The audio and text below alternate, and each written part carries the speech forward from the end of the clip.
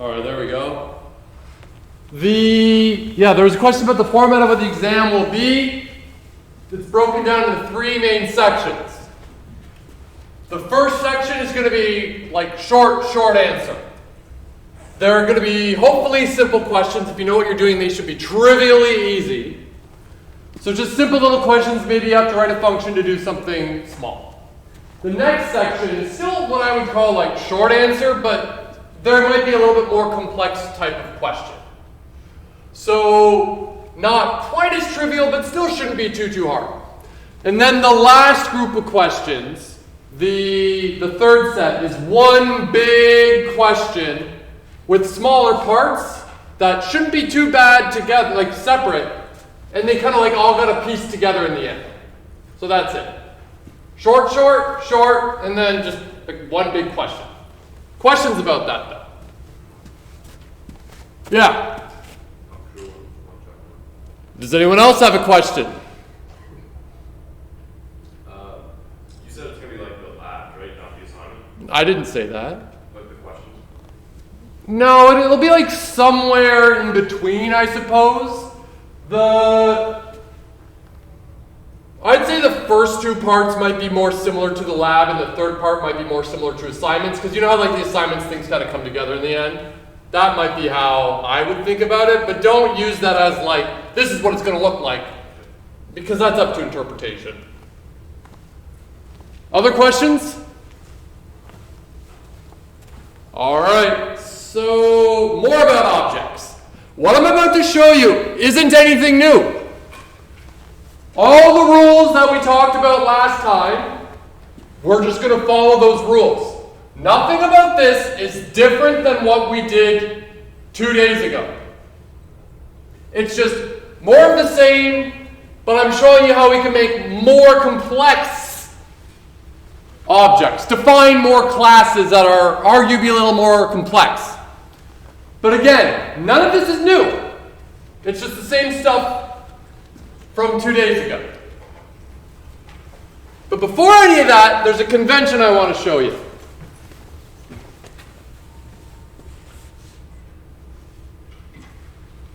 The convention is to put an underscore in front of attributes.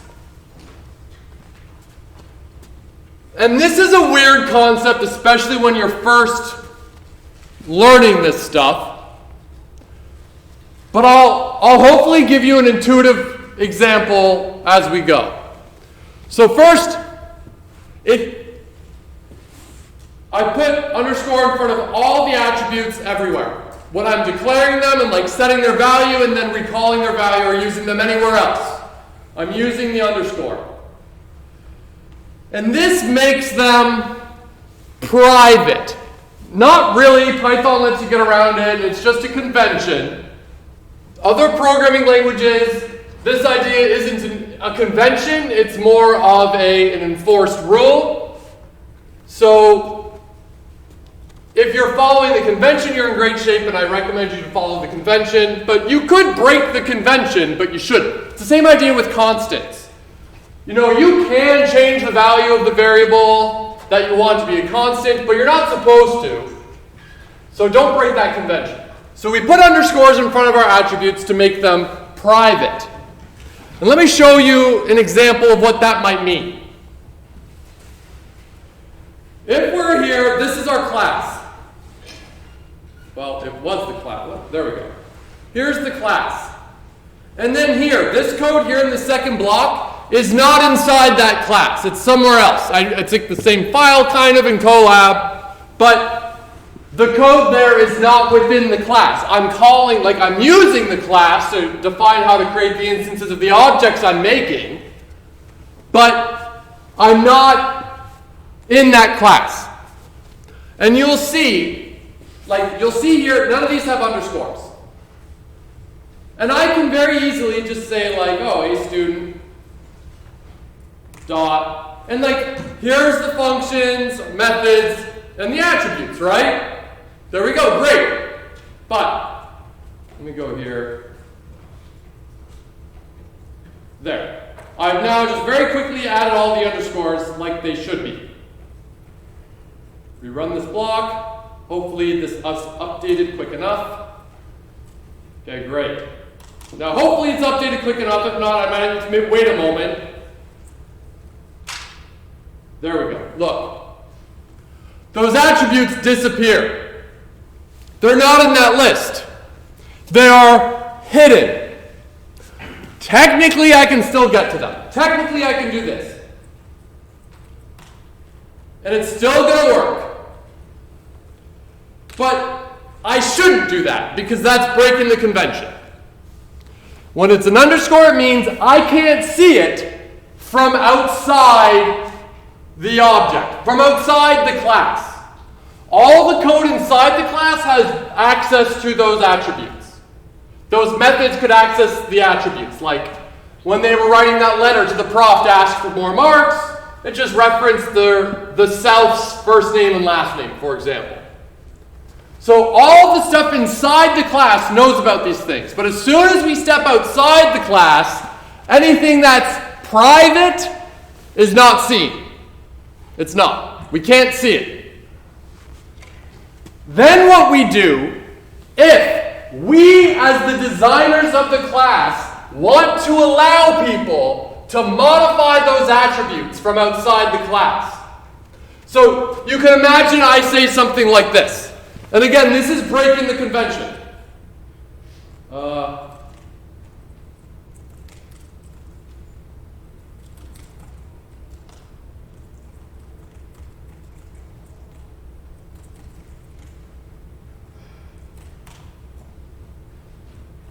See, it allows me to modify this stuff from outside the class. But maybe you as the designer of this class, you don't want people to do that. You want to make sure you've got a little bit more control over how people modify these things. For example, watch what I can do right here. I can say something like this. Their last name is now the integer 555. That doesn't really make sense, does it? So, this isn't good. We don't want this to happen. So if we're following the convention, we set them to private. And then if and only if we want to allow people to access and or change, like get or change, we call this get set, they're accessor methods. If we want to allow people to modify these things from outside the class, we write methods to do so. But in those methods, we might have special considerations. So let me give you an example. This obviously is bad, right? But I might be able to do something like this. Oop.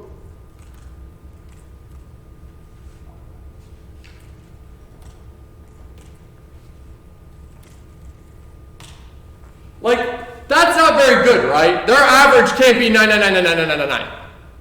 So here's what we do. If we want someone to be able to modify a specific attribute, we would write a set. Set,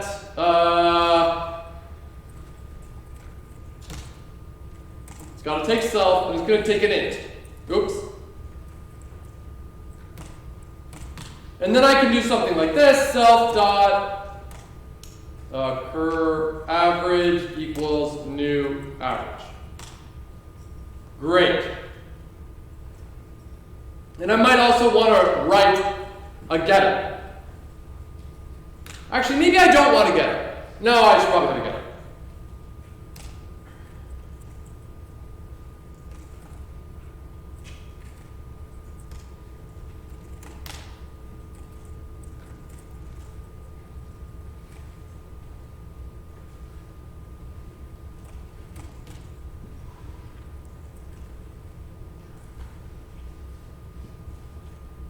Oh, I gotta rerun this.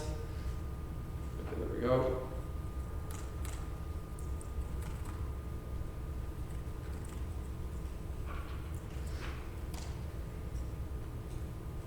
There we go. Great.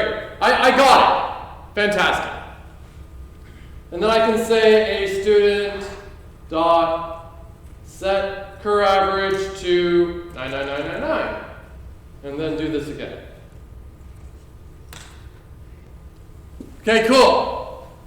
Now, I haven't added anything worthwhile at this stage, because I'm still breaking the rule, like the average can't be 99999. So here's what I should actually do. Because I can let people, I wrote the class enthusiastic student. And sure, if you're using this class, if you're making instances of this object, I want you to be able to modify their average. So I'm going to write the setter. But I want you to be really careful. I want something like this.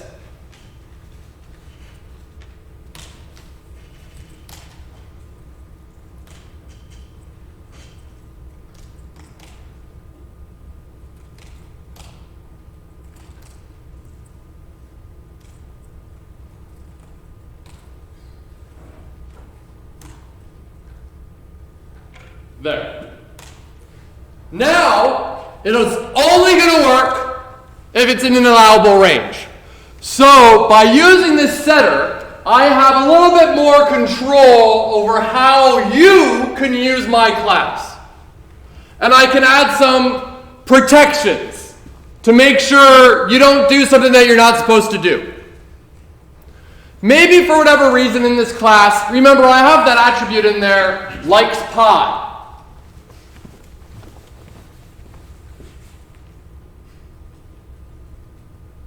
Likes pi. Maybe I don't want anyone in the world to know if this individual likes pi. So I won't write a getter for it. I won't write a setter.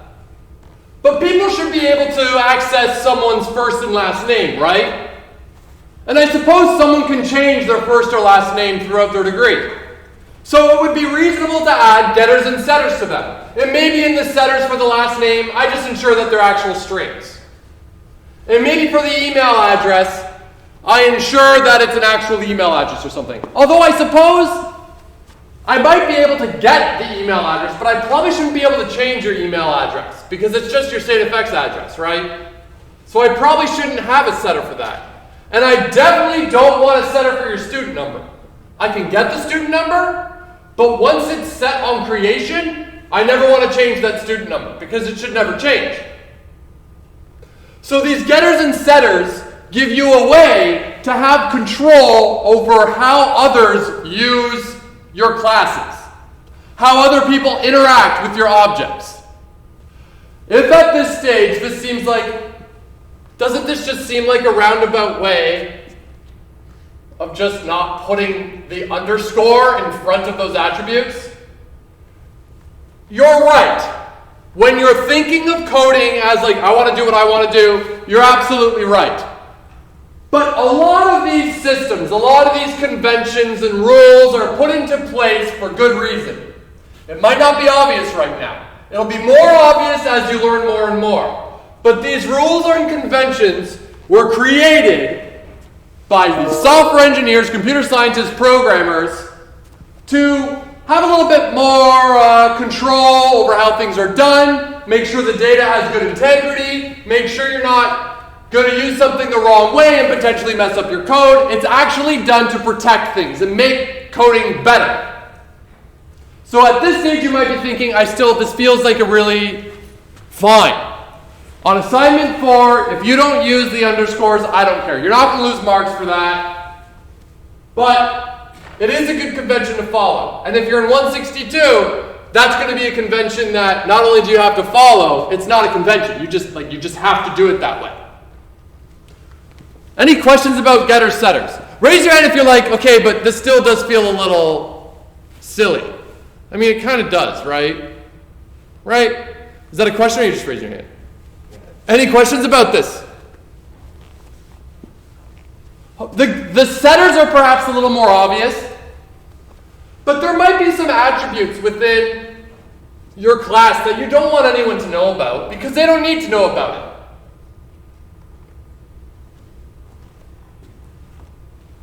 But the setters are probably a little more obvious because it gives you control over like, okay, you can change this value, but I want to have control over how you change this value.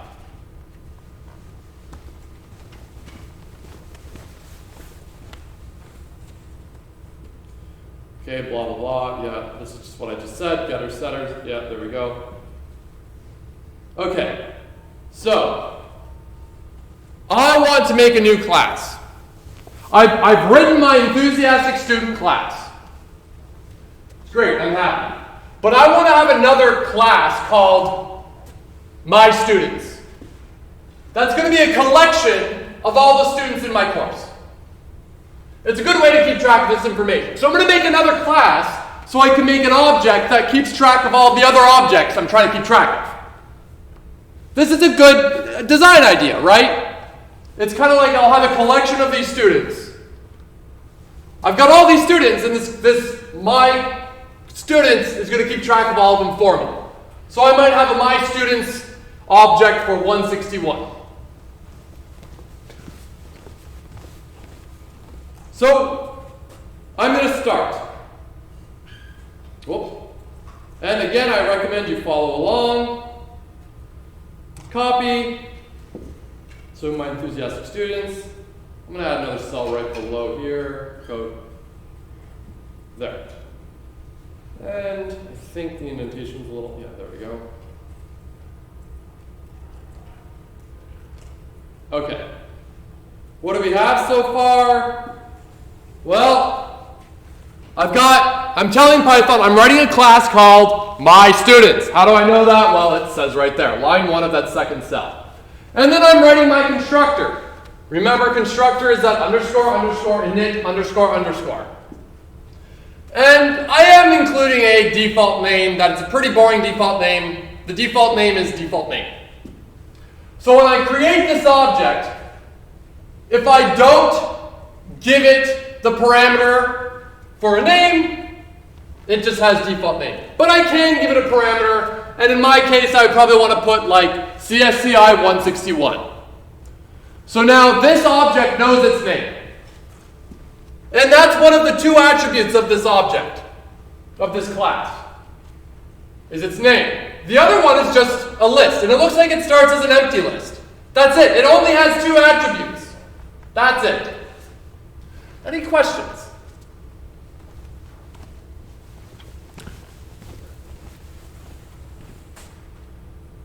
Okay. So, we didn't give a parameter for the second attribute. We don't have to. There's no rule saying that we need to give a parameter for that attribute. So it seems to me that the way I'm going to design this is, when I create an instance of an object, it always starts with a completely empty class. I would have to populate this one by one with all the students, and then I've got my students object. So it starts empty, and I can add them to it. So that's why the list starts empty. There's no attribute for it. I suppose I could, if you wanted to pass on an already populated collection of students, but we're not doing that. So that's it. Now, I'm going to need a way to add students. Right now, if I were to create this object, it's not going to do much. All it does is hold on to an empty list in the name of the course. That's it. Not much use there.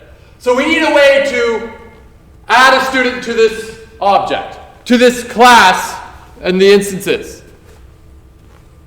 So let's do that.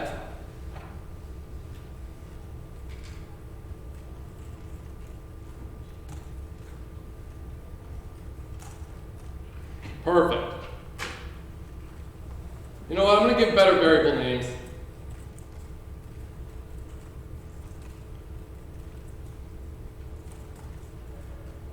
Perfect. And then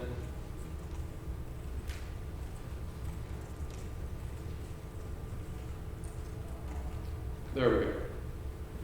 So what am I doing here? Well, when I add a student to this group of students, the My Students object, I suppose I have a decision to make here. I can make one of two choices. In this example, I made it such that if I ever call the method for the class My Student, so on an instance of My Students, If I call the method add student, I just pass the first name, last name, student number, and average. That's all the information we need to make an instance of a student. And you'll see on that next line of code, a student equals enthusiastic student with that information. So this method just creates a new student by passing on those parameters to the object I'm creating. And then all I do is append that student to list of students. That's it. That is it. There is nothing stopping me from writing this in a way where I don't give it the first, last, student number, current average values. There's another way I can do this.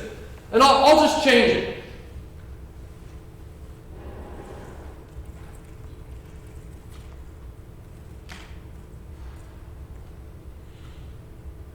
Get rid of this. There. I could write it this way. There's nothing stopping me from doing it. Remember, I'm God. I get to make these decisions. I'm defining what it means to be a my students object. If I wrote it this way, this method doesn't create a student object. It gets a reference to a student object. It gets that pointer to a student object. And then just adds that pointer to the list. So this one perhaps is simpler to write on this end, but of course we would have to have the student object already created before we can add it to the list, to the My Students class. I don't want to do it this way though. I'm going to do it the way I did it originally. There. Any questions about that, though, and how there's a difference? If it's not clear, ask a question.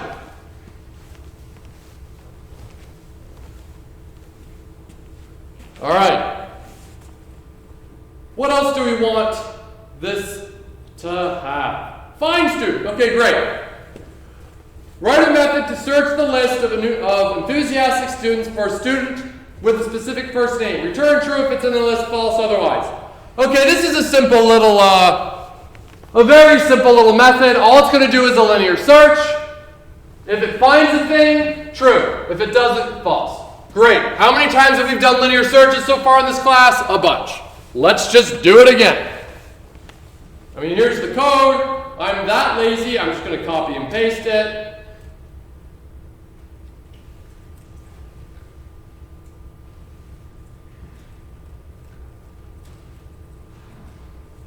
There. So for students in the list of students, if the name I'm looking for is equal to the student's get first name, this is assuming we have the getter and a setter. Because if I don't have that getter and setter, and we've got that attribute set to private, I'm not supposed to be able to access it from outside that class. So I'm going to have to use the getter. In fact, I don't actually have a getter for get first name. So I'm going to have to write that.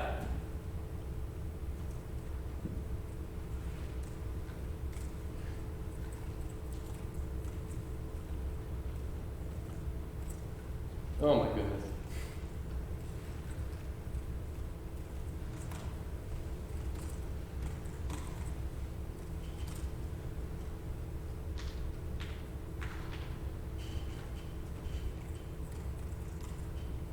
Great. So it's just a linear search. We've done this a bunch of times. Go through each of the students in the list of students. That's within the My Students class. And if I find the name of the one I'm looking for, great. Although, do you think I can make a better decision on what to look for when looking for a student?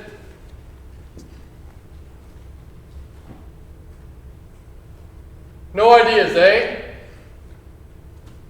Because here I'm looking like, oh, does a student with this name exist in the class? Is that a good idea?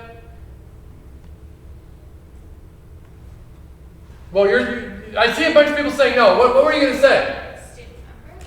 Why? Because there would only be one for each person. Yeah, that makes more sense. We should probably search on student number because that should be unique. Because I'm willing to bet there are students in this room that have the same first name. So that wouldn't work. So Student number is probably a better decision, but whatever, I'll leave it this way because I'm lazy. But student number would be a better choice because it should be unique.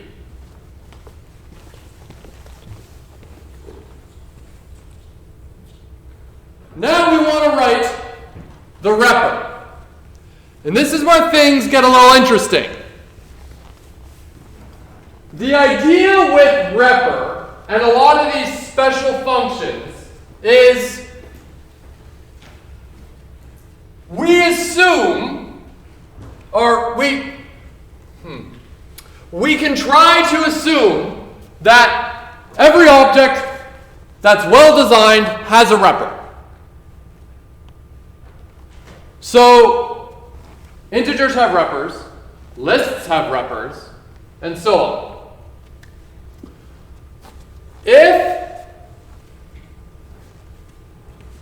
So this might throw people all off, but I'm not breaking any rules. And maybe this won't throw you off. Maybe this is going to be painfully obvious. But here's the thing. I want to represent my student's class as a string. How am I going to do that? And remember, we want these to be strings, not to print out anything, but we want them to be strings and return the string. Okay, if effectively this class is saying like, well, each student is going to be like in that list of students, right? Let's say I've got 10 students, and I want to represent the string version of this class, or my students. Maybe a good idea is to just like give all the information of each student in the class, one after the other. Does that seem like a good idea? I think that's a great idea. So like, if I ask a student, like, we wrote the repr for the students, which was like first name, last name, student number, current average, right? Well, what if I did that for each of the students in my students? Seems like a really good idea.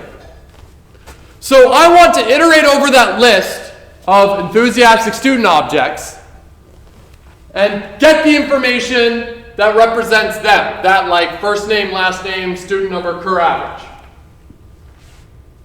And you know what's amazing? We can get that really easily for each student because we have the repr written for those students. Let me show you.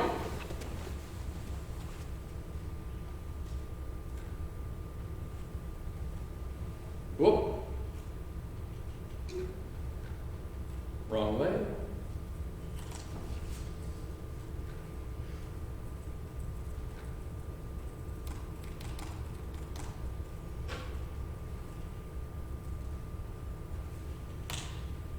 So what are we doing here? We're starting with the string that is the class name.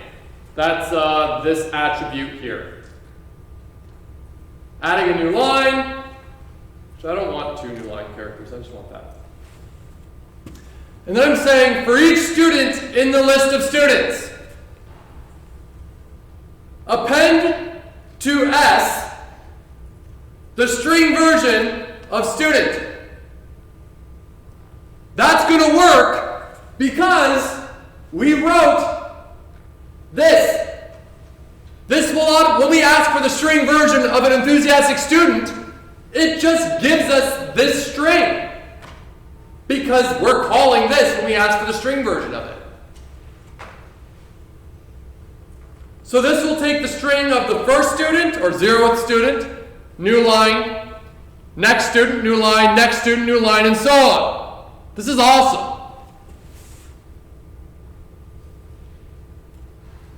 So we're kind of like, we've like cascaded the reprs down. In order to get the repr for the my students, I need to depend on the repr working and existing for enthusiastic student objects. Does that make sense?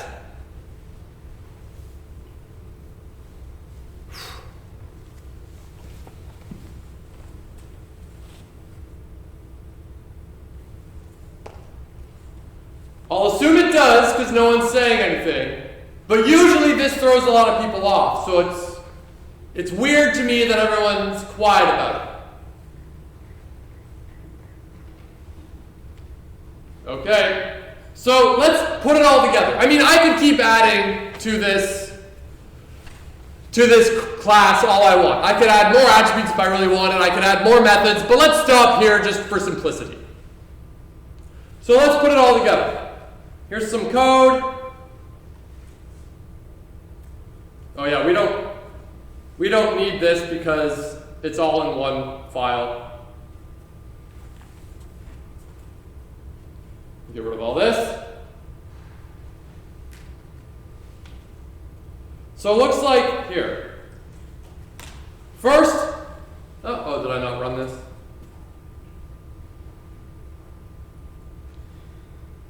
What's going on here? Doesn't have attribute get first name. Because what? I'm not asking for the attribute get first name. Oh, self. How come no one said anything?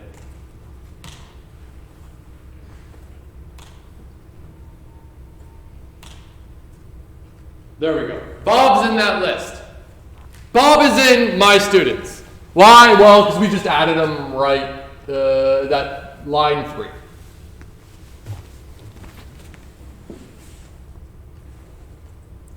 Is Sarah? No. Because there's only 2 people in that class. Let's add a couple more for fun.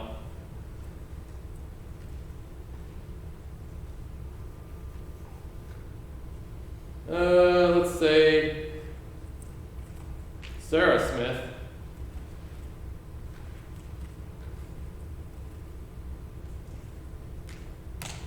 Well, now Sarah's in there, great. But now here's the real test, right? Some class. Look at that. Oh, I guess I should actually. You know what? I do want the extra new line, because otherwise, all those things are on, might be hard to see. There we go, look at that. It starts by saying CSCI161, and then the first student's string. Go down, second student string. Go down, next student string, and so on. This would keep going for as many students as I have.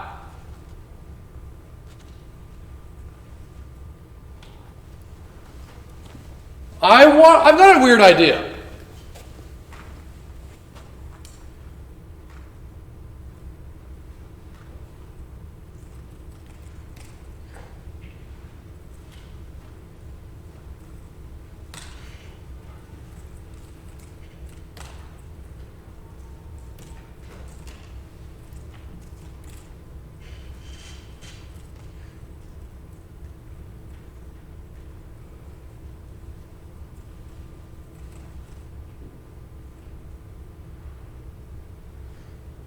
Well, you know what? I'm going to do something a little bit better.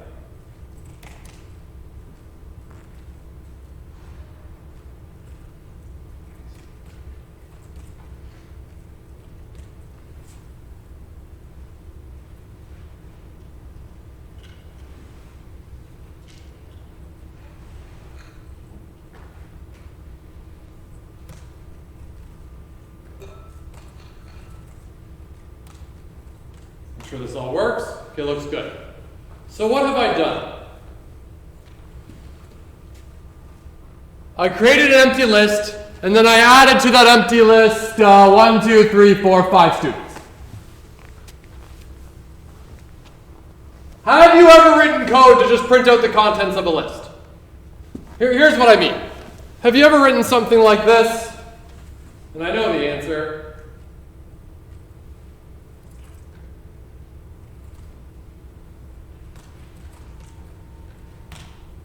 There you go. You can print out the whole list and then it just tells you what's in that list. We didn't write the repr for the list class though, right? It was written for us. But here's the thing. You know, integers were written by Python. Someone somewhere wrote the code to talk about what an integer is, right? And someone somewhere wrote all the code to define lists and how to use them, right? You didn't write that. Someone else did. But we wrote my class, we wrote enthusiastic students. So what I did here is I created a list and appended to it a whole bunch of enthusiastic students. And I'm wondering what I'm going to see when I do this. Uh-oh. What must be...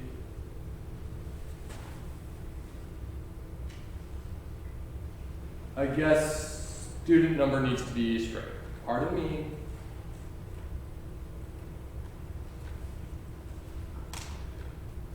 Look at that. What do we see? What can you now conclude about how the lists repr works?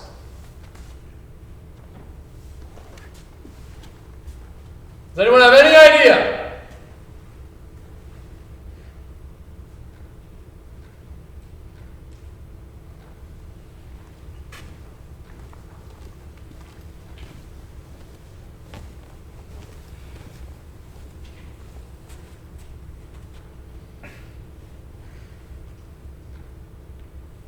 No one has any thoughts?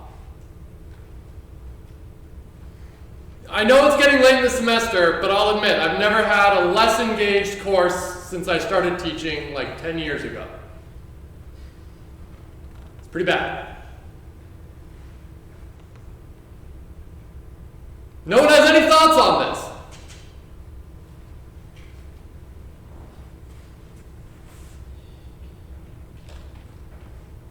To me, it looks like the list repr must just automatically call what the string is of whatever the contents are. So it just automatically calls the repr. It'll just cascade down all the way, which is pretty cool. So if you could assume that everyone who's writing the class is doing a good job and writing their reprs, you can just cascade these questions down all the way. It's fantastic.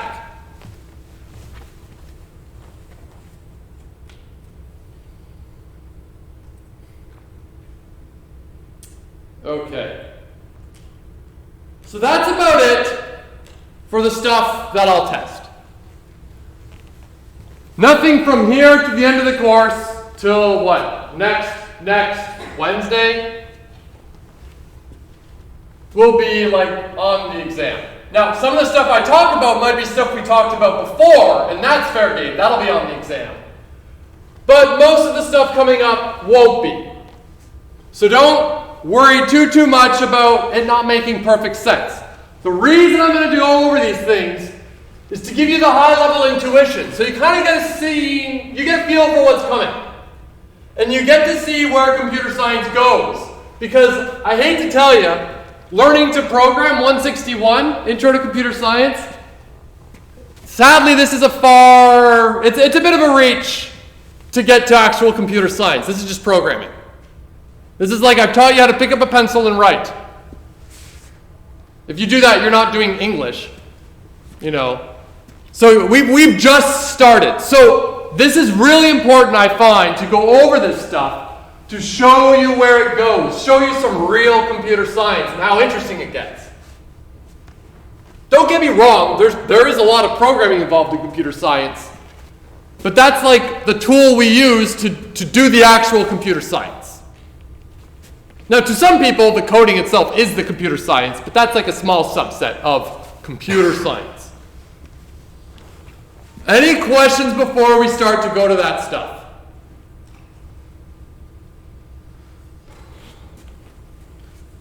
Okay. We have learned a lot. You might be shocked, and you probably won't realize it until you actually put some thought into the past 2.5 months. Many of you came in here, and the very first thing we did was do print hello world. Now you know how variables work, you know what functions are, you know how loops work, you know how if statements work, you know what classes are. All of those ideas, all of those simple ideas, that's it. Those are all the tools, really. Everything else, every other tool is built on those tools. Every other tool computer scientists are using when they code, they're built on those base ideas. You know all that now.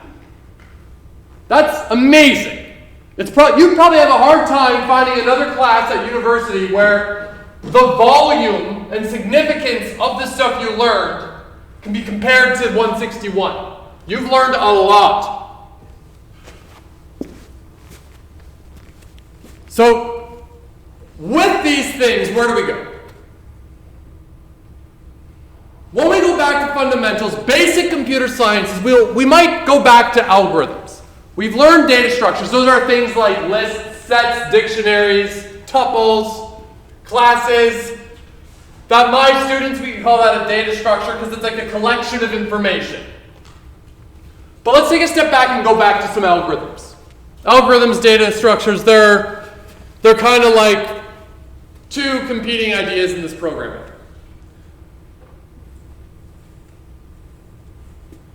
I know we've done this, and let's not do this actual activity. I know we've done this linear search a bunch of times.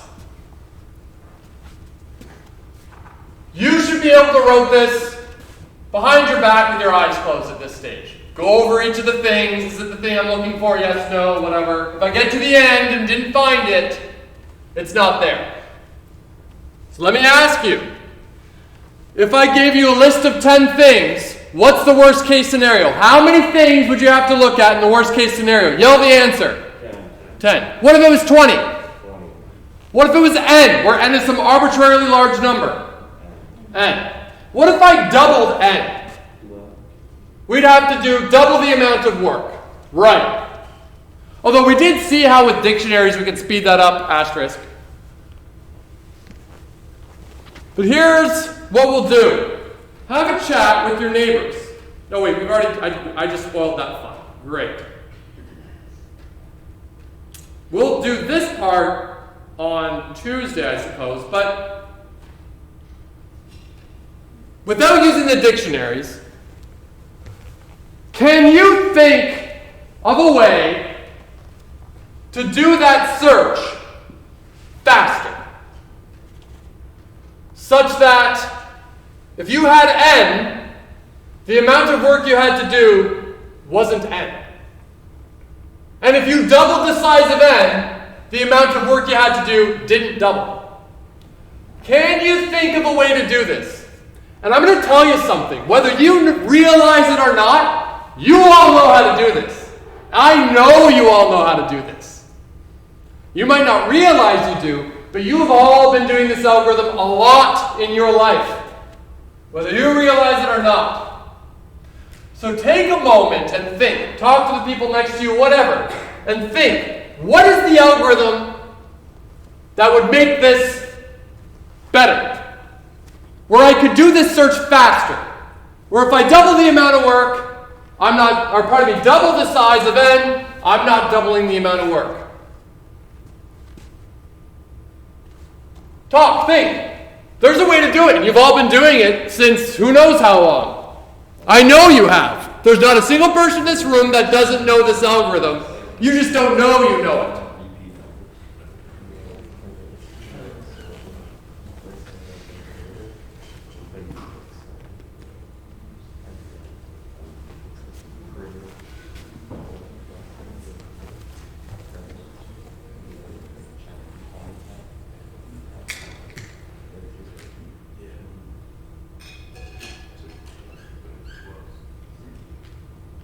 Too quiet. You can talk louder.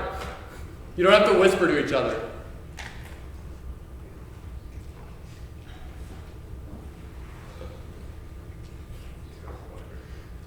Does anyone have any idea?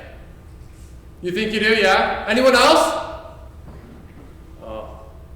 You think you know up there, yeah? Maybe you don't know? Only 2 people think they know. That's so... Okay, I want to be very clear. It's tricky. Don't get me wrong, it's tricky. But I guarantee you know this.